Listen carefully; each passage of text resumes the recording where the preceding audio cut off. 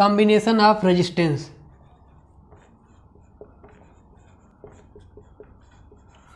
Combination of resistance यानी कि प्रतिरोधों का संयोजन।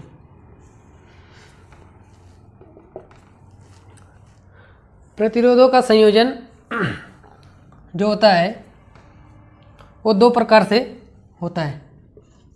पहला है सीरीज कॉम्बिनेशन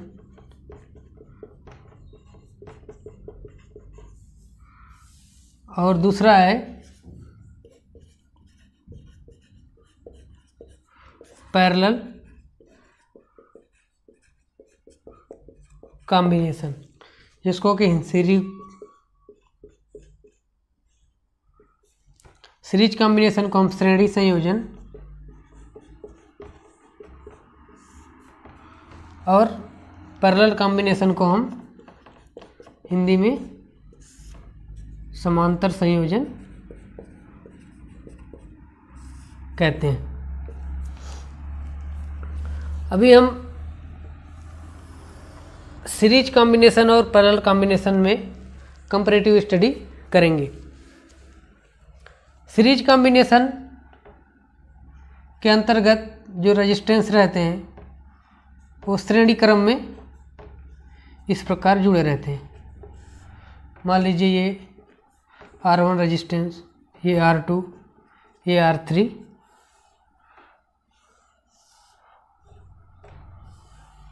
और ये सप्लाई वोल्टेज V के क्रॉस जुड़े हैं।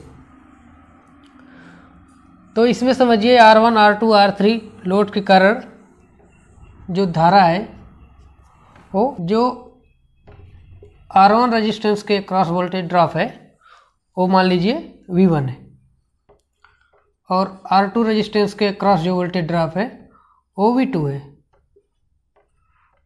और R3 के क्रॉस V3। इसी प्रकार हम देखेंगे पैरेलल कॉम्बिनेशन में जो प्रतिरोध हैं वो समांतर क्रम में जुड़े रहेंगे।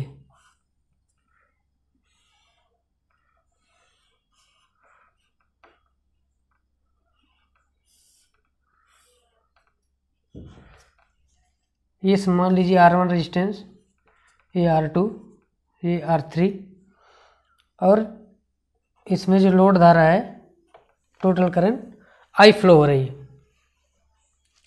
तो पहला तो हम कैसा समझेंगे कि ये संयोजन श्रेणी में है और ये पैरेलल में है। श्रेणी संयोजन में क्या रहता है, पहले प्रतिरोध का अंतिम सिरा दूसरे प्रतिरोध के प्रारंभिक सिरे से जुड़ा रहता है। इसी प्रकार R2 में देखेंगे R2 का अंतिम सिरा R3 के प्रारंभिक सिरे से जुड़ा हुआ है। तो इस प्रकार जहाँ पर भी प्रतिरोध जुड़े रहेंगे, पहले प्रतिरोध का अंतिम सिरा दूसरे प्रतिरोध का प्रारंभिक सिरा, तो श्रेणी संयोजन कहा जाएगा। और समांतर संयोजन कैसा समझेंगे हम, इसमें पहले प्रतिरोध का प्रारंभिक सिरा दूसरे प्रतिरोध का प्रारंभिक सिरा एक साथ एक पॉइंट पे जुड़े हुए प्रतीत होंगे। उसी प्रकार पहले प्रतिरोध का अंतिम सिरा और दूसरे प्रतिरोध का अंतिम सिरा वो भी एक पॉइंट पे जुड़े हुए प्रतीत होंगे। तो इसको हम कहेंगे समांतर संयोजन।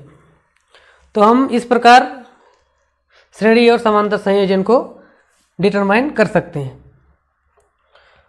अब तो ये लोड धारा यहाँ पर आने के बाद 3 हिस्सों में डिवाइड हो जाएगी। हमने मान लिया R1 रेजिस्टेंस में I1 धारा, R2 रेजिस्टेंस में I2 धारा, R3 रेजिस्टेंस में I3 धारा फ्लो हो रही।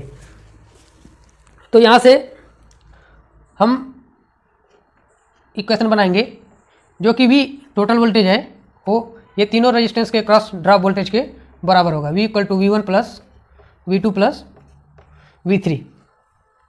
क्योंकि हमने पढ़ा है V equal to I R, ये हम आगे देखेंगे, जिसको कि ओम्स लॉ या ओम का नियम भी कहते हैं, इसको हम आगे पढ़ेंगे। तो ओम्स लॉ से V equal to I R, इस वोल्टेज के क्रॉस जो वोल्टेज ड्रॉप निकालेंगे हम, V equal to I R, V1 के क्रॉस I, जो कि श्रेणी क्रम में धारा तीनों प्रतिरोधों में समान है, I equal to I R one plus I R two plus I R three. V1 की जगह आई आर वन, V2 की जगह आई आर टू, V3 की जगह आई आर थ्री। इस प्रकार I कॉमन हो जाएगा, R1 plus R2 plus R3, और ये आई इस आई से कैंसिल हो जाएगा। तो जो इक्विवेलेंट रेजिस्टेंस R होगा, R equal to R1 plus R2 plus R3, यानी कि श्रेणी क्रम में प्रतिरोध जुड़ जाते हैं। अब हम समांतर क्रम में देखेंगे, इसमें जो है वोल्टेज ड्रॉप के क्रॉस, वोल्टेज के क्रॉस को पकड़कर हमने टोटल इक्विवेलेंट रेजिस्टेंस निकाला। ठीक इसका अपोजिट इसमें हम current I equal to I1 plus I2 plus I3 से इक्विवेलेंट रेजिस्टेंस ज्ञात करेंगे, क्योंकि इसमें सीरीज कॉम्बिनेशन में प्रत्येक रेजिस्टेंस के क्रॉस एक वोल्टेज ड्रॉप होता है, R1 के क्रॉस R2 V1, R2 के क्रॉस V2, R3 के क्रॉस V3। सेम इसका अपोजिट पैरेलल कॉम्बिनेशन में ये जो V वोल्टेज है वो प्रत्येक रेजिस्टेंस के क्रॉस सेम रहता है, लेकिन जो लोड धारा है ये प्रत्येक ब्रांच में अलग अलग फ्लो करती है। इसलिए I equal to I1 plus I2 plus I3 से हम देखेंगे, चूँकि सेम ओम्स लॉ लगाएंगे सेम यहाँ भी, V equal to I R, तो I equal to V upon R से, तो I की जगह हो जाएगा आपका V, इसका इंटरनल रेजिस्टेंस मान लीजिए R है, R V upon R equal to V upon R1, V upon R2 plus V upon R3। चूँकि प्रत्येक तीनों रेजिस्टेंस के क्रॉस वोल्टेज V के बराबर होगा, इसलिए हमने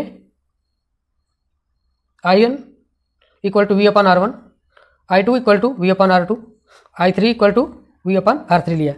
अब यहाँ से V कॉमन ले लेंगे, 1 upon R1 plus 1 upon R2 plus 1 upon R3। यहाँ से V और V आपस में कैंसिल हो जाएंगे, तो जो टोटल इक्विवेलेंट रेजिस्टेंस निकलेगा 1 upon R equal to 1 upon R1 plus 1 upon R2 plus 1 upon R3। ये हो गया आपका समांतर क्रम में टोटल इक्विवेलेंट रेजिस्टेंस। अब हम आगे चलते हैं।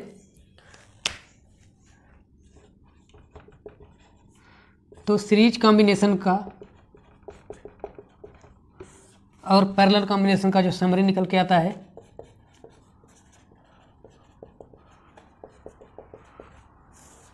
इसका समरी जो निकल के आता है, सीरीज प्रतिरोधों के सीरीज कॉम्बिनेशन में जो वोल्टेज ड्रॉप होता है वो आपस में जुड़ जाते हैं। इसी प्रकार पैरेलल कॉम्बिनेशन में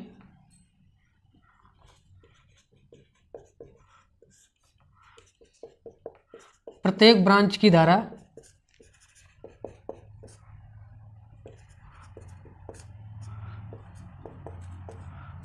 जुड़ जाती है।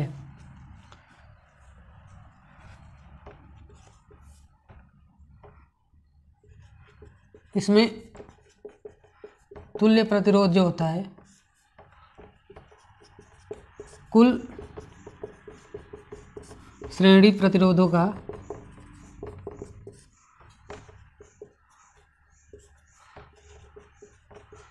योग होता है, यानी कि अगर हम आर टी इसको पकड़े, R equal to R1 plus R2 plus dot dot,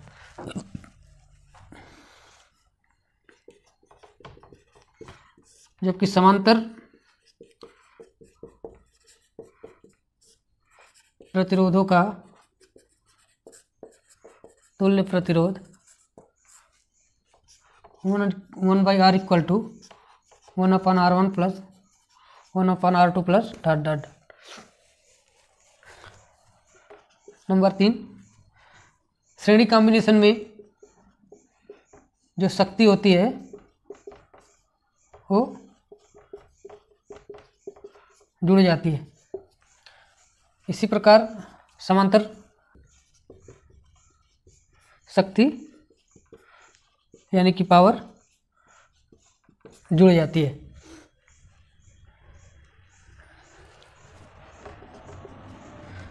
series combination में प्रत्येक प्रतिरोध का अपना वोल्टेज ड्रॉप होता है और समांतर संयोजन में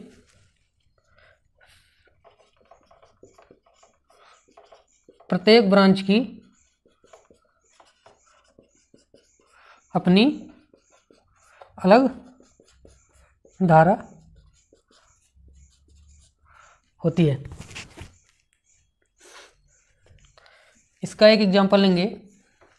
मान लीजिए 3 प्रतिरोध, एक 2 ओम, एक 4 ओम और एक 3 ओम